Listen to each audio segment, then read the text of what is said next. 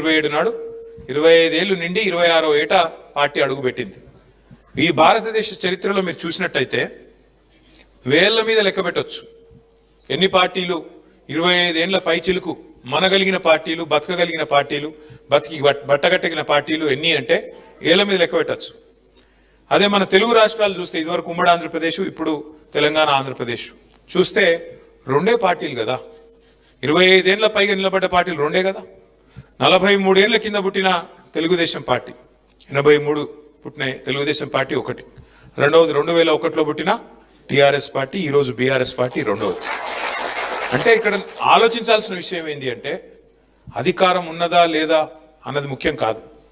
ప్రజల తరపున వాయిస్ వినిపించే శక్తి ఉందా లేదా, ప్రజల తరపున పోరాడే శక్తి ఉందా లేదా, ప్రజల తరపున పోరాడే నాయకత్వ పటిమ ఉందా లేదా, అది ముఖ్యం.